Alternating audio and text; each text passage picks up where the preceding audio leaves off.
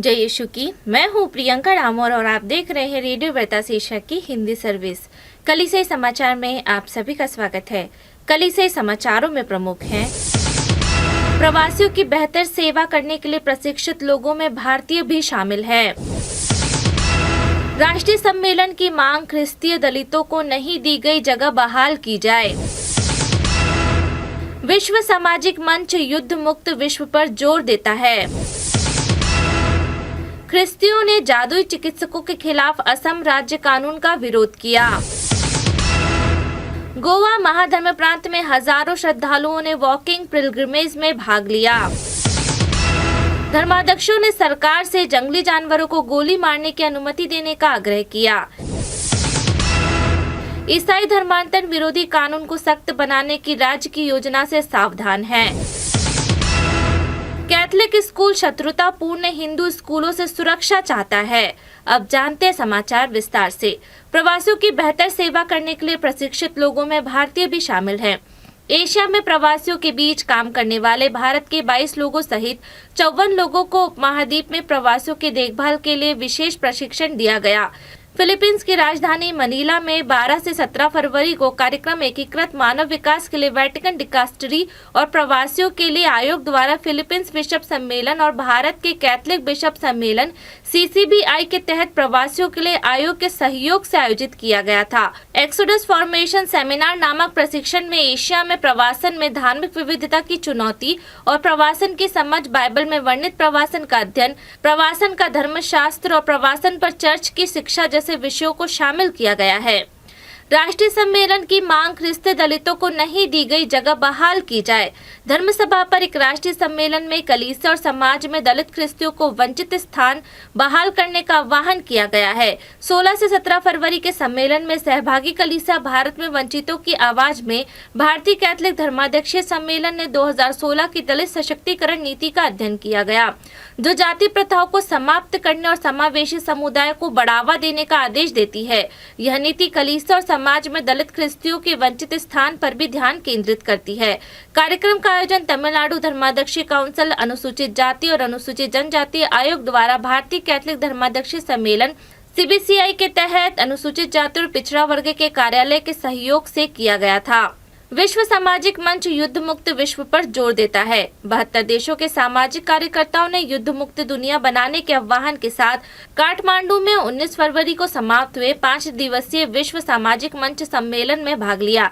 एक और दुनिया संभव है के नारे के साथ सम्मेलन 15 फरवरी को 20,000 लोगों की एक रैली के साथ शुरू हुआ, जिन्होंने फिलिस्तीन की आजादी, गुलामी की समाप्ति, जातिवाद, कट्टरवाद, मानव तस्करी, महिलाओं की गरिमा की मांग करते हुए नेपाल की राजधानी की सड़कों पर मार्च किया। दलित और सभी हाशिए पर रहने वाले समुदाय, जलवायु न्याय, भेदभाव, सुरक्षित प्रवासन, तस्करी की समाप्ति जैसे विभिन्न विषयों पर दुनिया भर के विभिन्न मानव अधिकार और सामाजिक संगठनों द्वारा आयोजित 252 सेमिनार, कार्यशालाओं और अन्य गतिविधियों में लगभग 9,000 लोगों ने छोटे समूह में भाग लिया। ख्रिस्तियों ने जादुई चिकित्सकों के खिलाफ असम राज्य कानून का विरोध किया। असम ख्रिस्तीय मंच ने एक बयान जारी कर कहा है कि जादुई चिकित्सकों का बिल धार्मिक स्वतंत्रता का उल्लंघन करता है। यह उपचार पद्धति बीमारी में विश्वास और प्रार्थना की भूमिका के बारे में गलत धारणा पर आधारित है और धार्मिक विविधता का सामना करने में विफल है। ख्रिस्तीय धर्मगुरुओं ने शैक्षिक संस्थानों के लिए खतरों के बारे में भी चिंता व्यक्त की है, जहां ख्रिस्तीय प्रतीकों को हटाने की मांग की जा रही है। उत्तर पूर्वी असम के मंत्रिमंडल ने धर्मांतरण और स्वास्थ्य सेवा में विश्वास से संबंधित प्रथाओं पर अंकुश लगाने के साथ साथ प्रस्तावित बहुविवाह विरोधी कानून को उत्तराखंड के समान नागरिक संहिता के साथ संरेखित करने के लिए असम चंगाई प्रार्थना विधेयक 2024 को मंजूरी दे दी है। गोवा महाधर्म प्रांत में हजारों श्रद्धालुओं ने वॉकिंग पिलग्रिमेज में भाग लिया। गोवा और दमन महाधर्म प्रांत ने 18 फरवरी को ऐतिहासिक सेंकोल चर्च की विशेष तीर्थ यात्रा के लिए भावार्थी यात्रा का आयोजन किया। लगातार छठे वर्ष हजारों कैथलिकों ने इस तीर्थ यात्रा में भाग लिया, जो तब से आइए हम तपस्या के पथ पर एक साथ यात्रा करें और आशा के उद्घोषक बने के विषय के साथ वार्षिक चालीसा कार्यक्रम बन गया है। गोवा और दमन के महाधर्म प्रांत के आर्चबिशप फिलिप नेरी कार्डिनल फेराउ ने पुराने सेंकोल चर्च में यूकरिस्टिक समारोह का नेतृत्व किया। कार्डिनल फेराउ ने कहा, हमारी जिम्मेदारी में यीशु के साथ एकता में जीवन अपनापन शामिल है, जिससे सत्य, न्याय, शांति और धार्मिकता के मार्ग पर प्रकाश डाला जा सकता है। धर्माध्यक्षों ने सरकार से जंगली जानवरों को गोली मारने की अनुमति देने का आग्रह किया। केरल में हाल ही में 6 लोगों की हत्या के बाद कैथोलिक बिशपों ने सरकार से मानव बस्तियों में अतिक्रमण करने वाले जंगली जानवरों को मारने की अनुमति देने के लिए नियमों में बदलाव करने का आग्रह किया है। क्षेत्रीय केरल कैथोलिक बिशप काउंसिल के अध्यक्ष कार्डिनल बेसिलियोस क्लेमिस ने 18 फरवरी को कहा, नागरिकों के जीवन और संपत्तियों के लिए महत्वपूर्ण खतरा पैदा करने वाले वन्य जीवों की शूटिंग की अनुमति देने वाली नीतियां तैयार करने के लिए त्वरित कदम उठाए जाने चाहिए। उनकी अपील दक्षिण केरल के वायनाड जिले के निवासी पॉल वेलाचल्ली की 16 फरवरी को हाथियों के झुंड के हमले में मौत के बाद आई है। ईसाई धर्मांतरण विरोधी कानून को सख्त बनाने की राज्य की योजना से सावधान। छत्तीसगढ़ की प्रांतीय सरकार ने अपने व्यापक धर्मांतरण विरोधी कानून में अधिक प्रावधान जोड़ने की योजना की घोषणा की है, जिसका उपयोग अक्सर देश में ईसाई को लक्षित करने के लिए किया जाता है।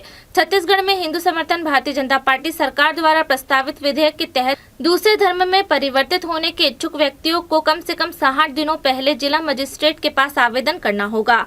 छत्तीसगढ़ धर्म स्वतंत्रता अधिनियम 2006 के तहत आवेदन 30 दिन पहले जमा करना आवश्यक है।